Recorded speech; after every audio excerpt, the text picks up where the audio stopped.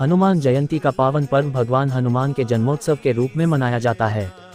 वे शक्ति, भक्ति और निस्वार्थ सेवा के प्रतीक माने जाते हैं। उनकी कथा केवल एक कहानी नहीं, बल्कि जीवन को सही दिशा देने वाली प्रेरणा है। बहुत समय पहले स्वर्ग में एक अप्सरा थी जिनका नाम अंजना था। एक श्राप के कारण उन्हें पृथ्वी पर वानर रूप में जन्म लेना पड़ा। इस श्राप से मुक्ति पाने के लिए उन्होंने कठोर तपस्या की और भगवान शिव को प्रसन्न किया। उनकी भक्ति से प्रसन्न होकर भगवान शिव ने उन्हें वरदान दिया कि वे एक ऐसे पुत्र को जन्म देंगी जो अत्यंत शक्तिशाली और दिव्य होगा। उसी समय अयोध्या के राजा दशरथ पुत्र प्राप्ति के लिए यज्ञ कर रहे थे। यज्ञ के फलस्वरूप जो दिव्य खीर प्राप्त हुई, उसका एक अंश पवन देव द्वारा अंजना माता तक पहुंचाया गया। उसी दिव्य प्रसाद के प्रभाव से अंजना माता ने एक अद्भुत तेजस्वी बालक को जन्म दिया। यही बालक आगे चलकर हनुमान कहलाए। पवन देव के कारण उन्हें पवन पुत्र भी कहा जाता है। बाल्यकाल में हनुमान जी अत्यंत चंचल और शक्तिशाली थे। एक दिन उन्होंने उगते हुए सूर्य को एक लाल फल समझ लिया और उसे खाने के लिए आकाश में उड़ गए। उन्होंने सूर्य को निगल लिया, जिससे पूरे संसार में अंधकार छा गया। ये देखकर इंद्रदेव क्रोधित हो गए और उन्होंने अपने वज्र से हनुमान जी पर प्रहार किया। इस प्रहार से उनकी ठोड़ी पर चोट लगी, जिसे संस्कृत में हनु कहा जाता है, इसलिए उनका नाम हनुमान पड़ा।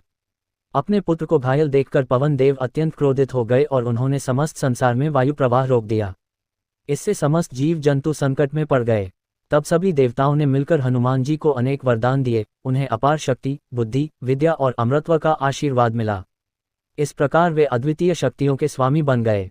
समय बीतने के साथ हनुमान जी की भक्ति का सबसे महान रूप सामने आया, जब उनकी भेंट भगवान श्री राम से हुई।